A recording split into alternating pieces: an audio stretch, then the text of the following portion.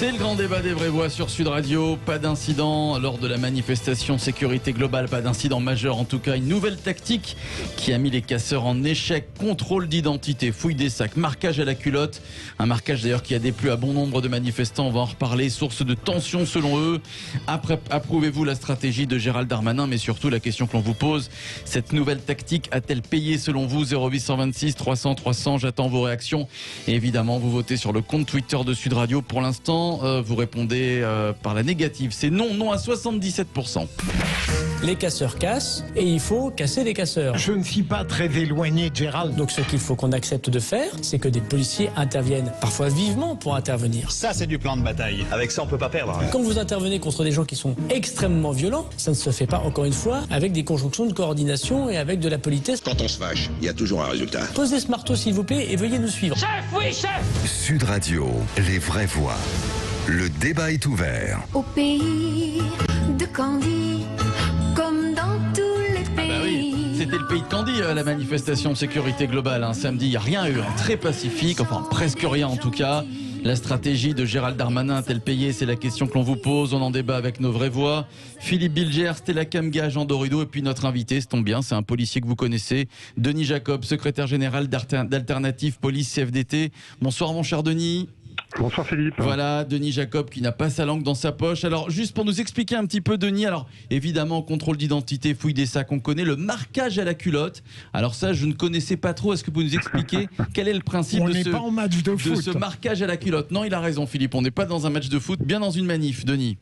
Le principe, c'est pour mes collègues, dès qu'ils ont identifié potentiellement un casseur, c'est de le suivre en permanence, d'être à proximité directe de lui pour immédiatement l'interpeller quand il passe à l'acte. Donc on dérange, ils le savent, ils nous voient, on est à 1m2 et donc ça les empêche de passer à l'acte et donc de repousser potentiellement des dégradations à venir. Alors beaucoup de manifestants se sont plaints, ont dénoncé donc des policiers qui les empêchaient de manifester, ont dénoncé aussi ces policiers qui ont fait donc ce fameux marquage à la culotte et donc qui les serraient. Bref, en gros, la petite musique, c'était de dire c'est normal qu'il n'y ait pas eu de casse puisqu'on n'a pas pu manifester. Qu'est-ce que vous répondez à ça, Denis Jacob? Écoutez, moi je réponds tout simplement qu'il y en a marre, quoi. Il y en a marre de ces gens qui un coup ça va, un coup ça va pas. Alors quand on intervient et puis qu'il y a des dommages collatéraux parce qu'on est intervenu à l'instant T de la casse, alors on est des violents, on vient là pour casser des manifestants. Et puis quand on n'intervient pas mais qu'on le fait en amont justement pour éviter que ça casse, et bien là on empêche les manifestants de participer à un cortège pacifique. Donc à un moment donné, il faudrait savoir ce qu'on veut dans ce pays. Est-ce qu'on veut que la police empêche les casseurs ou pas? Donc il n'y a pas de solution idéale, il n'y a pas de dispositif parfait dans le maintien de l'ordre. Le maintien de l'ordre, ce n'est pas une science exacte. On a une doctrine qui s'appelle le schéma national du maintien de l'ordre, qui nous donne des outils théoriques en fonction des différentes situations, mais ces outils théoriques, quand on va les mettre en pratique, il y a un élément qui n'est pas dans la théorie, c'est la réalité du terrain. Et chaque manifestation à chaque fois est différente et on est obligé de s'adapter à l'environnement, aux manifestants, aux casseurs, bien évidemment, parce que c'est surtout contre ça que l'on agit, et non pas contre le droit légitime de manifester. C'est pas moi, syndicaliste, qui va les remettre ça en cause, vous comprenez bien. Les policiers. L'objectif, c'est qu'ils ne cachent pas la manifestation, évidemment. Philippe Bilger. Je rejoins totalement Denis Jacob. Il y a tout de même une aberration. Lorsque les Black Blocs dévastent et dégradent, c'est de la faute du préfet allemand, du ministre et des policiers. Lorsqu'une manifestation se déroule à peu près correctement, c'est de la faute du préfet allemand, du ministre et des policiers. On tombe sur la tête. Alors, évidemment, Denis, je me demande si cette nouvelle stratégie, dont on s'étonne d'ailleurs, qu'elle n'ait pas été mise en œuvre plus tôt parce qu'elle apparaît aux profanes comme une évidence, elle impose tout de même, à ce que j'ai cru comprendre, non seulement un marquage à la culotte, ce qui me paraît évident, mais une police en très grand nombre. Est-ce que ça n'est pas peut-être la seule difficulté pour contrôler ces manifestations ? Il y a effectivement différents éléments à prendre en compte.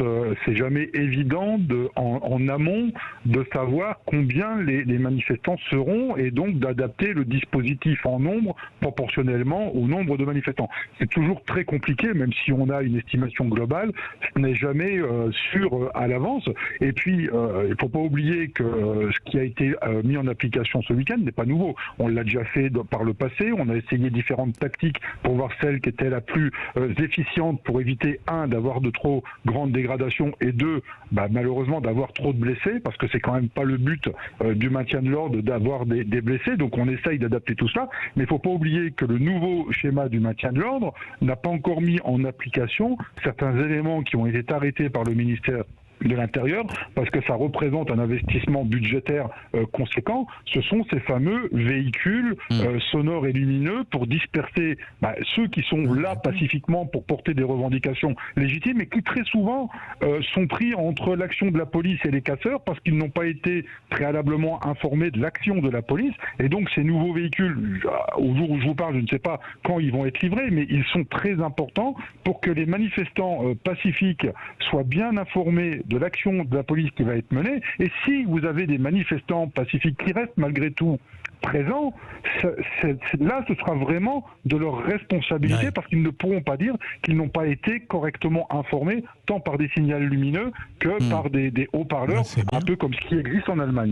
Allez, l'avis de nos vraies voix, Stella Kamga, Jean Dorido. Stella, tiens, juste après Jean Dorido, pas de casseur donc, Stella Kamga. Enfin, en tout cas, arrêtez. On va reparler des interpellations avec Denis Jacob. Alors, pour cette méthode-là, je dis oui à 100%. Parce que quand on regarde, par exemple, les 2 dernières semaines, on a eu une centaine de policiers qui ont été hospitalisés à cause des manifestations. Il y en a qui ont perdu un œil, d'autres qui ont perdu un bras, d'autres qui ont été brûlés au cocktail Molotov. Je ne vous parle même pas des commerçants en termes de perte de matériel. Déjà qu'on ne leur permet même pas d'ouvrir leur commerce. En plus, ils doivent encore subir les casses de manifestations. Les manifestants qui se sont plaints et qui parlaient de manifestations pacifiques, comment ça se fait qu'à une manifestation pacifique, on ait eu des personnes qui se soient déplacées avec des pioches?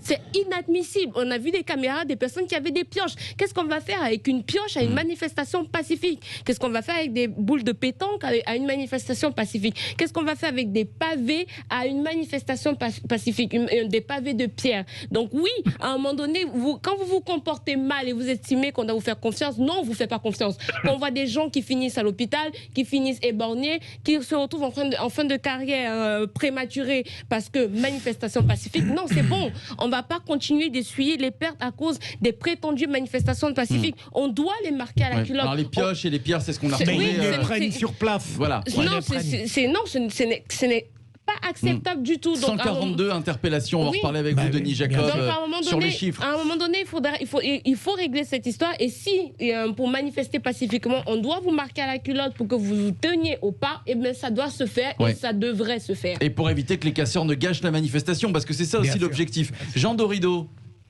Oui, alors je me joins à mes 2 collègues du soir. Évidemment, c'est très très bien que cette manifestation peut être encadrée correctement. C'est vrai qu'il y en a assez. Les Français sont fatigués de ces boutiques qui sont vandalisées chaque semaine, des voitures brûlées dans la rue. Stella le rappelait à l'instant, il y a des professionnels du désordre précisément qui cachent souvent plusieurs jours à l'avance les fameuses pioches, boules de pétanque et autres, parce que ces gens-là, ces fameux Black Blocs sont très organisés et c'est très bien, c'est très rassurant de voir qu'il y a une police en France qui là en l'occurrence a eu des bonnes instructions, a eu des bons plans mis en action et ce fameux marquage à la culotte, écoutez c'est très bien, on le sait en psychologie, le premier prédicteur de débordement dans une manifestation c'est précisément l'anonymat, c'est la personne pas vue pas prise.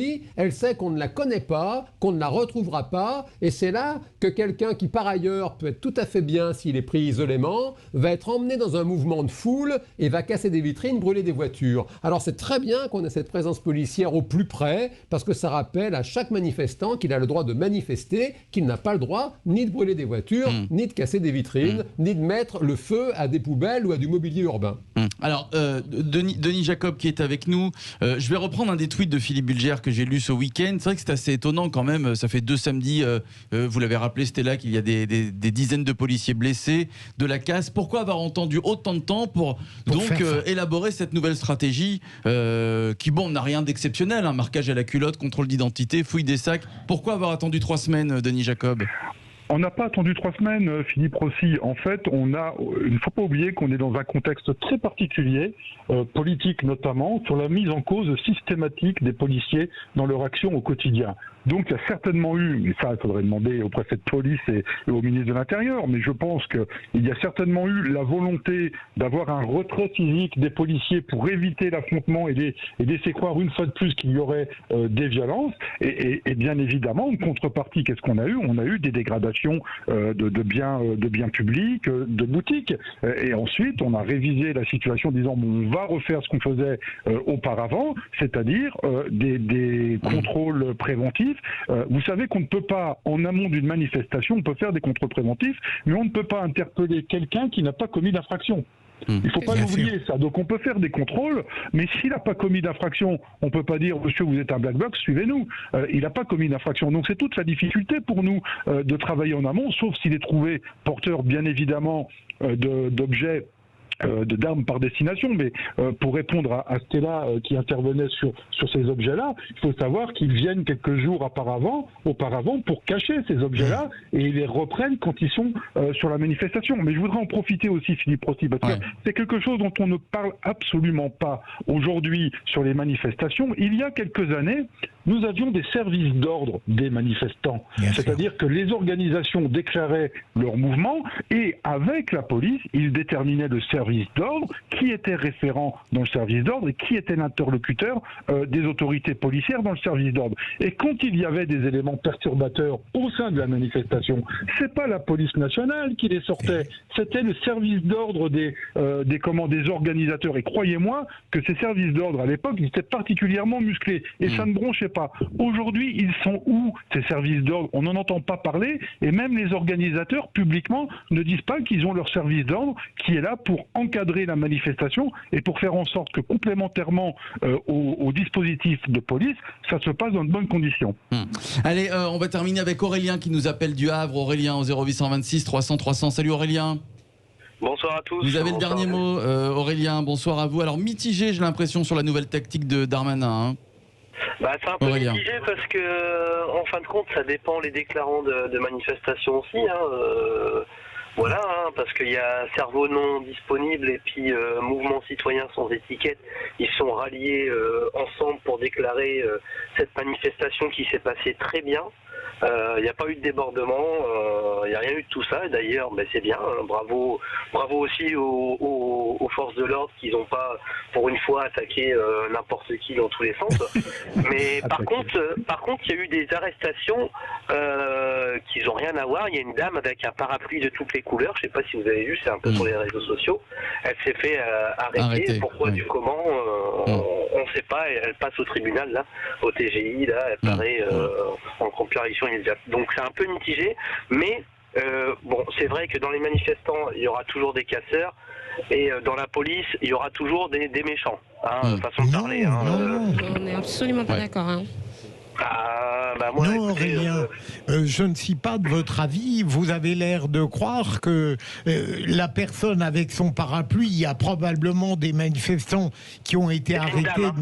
Mais la police n'est pas là pour frapper. Elle est là pour contrôler. Et Philippe, je tiens à rappeler que le samedi dernier précédent, celui qu'on vient de passer, il y a Aurélien Taché qui a fait un tweet sur son compte et qui expliquait que c'est la police qui avait laissé les Black Blocs casser toutes les boutiques et laisser faire tous les débordements qu'il y a eu. Donc maintenant qu'il y a eu qu'il y a un schéma qui a été mis en place et qui a empêché ces débordements-là et toutes ces pertes-là, moi je pense qu'il faut applaudir à la police pour le coup. Allez, merci à vous. Merci Aurélien d'avoir débattu avec nous, d'avoir témoigné aussi. J'aimerais remercier Denis Jacob, secrétaire général d'Alternative Police CFDT. Score final sur les réseaux sociaux. Vous dites non à 77%. Vous n'approuvez pas la stratégie de Darmanin qui n'a pas payé selon vous. Qu'est-ce que ce serait de l'autre? Eh oui, on va se retrouver dans quelques instants pour le clin d'œil des vraies voix et Michel Sarang qui sera avec nous et Jean-Marie Bordry.